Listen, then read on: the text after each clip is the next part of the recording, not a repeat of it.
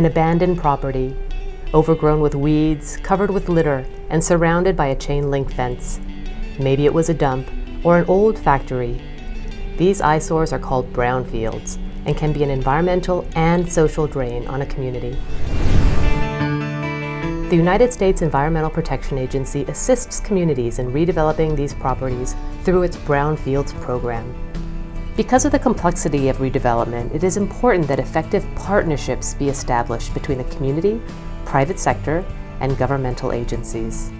In 2004, we at the Brooke, Hancock, Jefferson Metropolitan Planning Commission saw the need to redevelop some of the old brownfield sites that were a legacy of either the steel industry of our area or of the glass-making industry as well as the pottery-making industry. What we decided to do was to form a Brownfields task force that brought together all of the community leaders, which would have been of city management, which would have been of government, the mayors, the county commissioners, and also the city management, to bring those folks together and discuss and prioritize these locations and target these locations.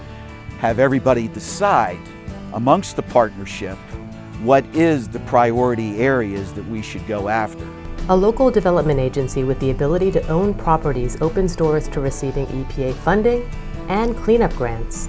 One of the biggest challenges for a local economic development agency is to have the capacity to go after a property the size of a small gas station or the size of an abandoned steel mill. And so what we need to do is have a number of partners at our disposal that we can tap into to help us quickly secure a property and also have the wherewithal and the capacity to see that property to the end, which is to ultimately bring jobs into our area. Local residents can feel much better about their home. I'm very excited that the site was cleaned up. It was a hazard. Our children wanted to play in there, and it was a blight on the community. It was the first thing you saw when you came into Chester from Ohio. Today it's cleaned up, and we're hoping that it will bring jobs and people into our community. The potential for new jobs is important for any community, and a redeveloped land with increased green space can combat climate change by reducing flooding and carbon emissions. Communities such as Beech Bottom, Wellsburg, and Chester, West Virginia have achieved the best overall solution through collaboration with state and local government. Collectively, and I stress collectively, we work together hand in hand to make sure that we could take a brownfield project and turn it into a successful piece of real estate for development.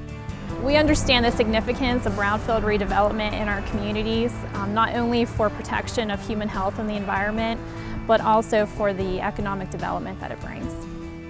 With long-term partnerships, a Brownfields program can become an effective tool to secure a vibrant and healthy community for the next generation and beyond.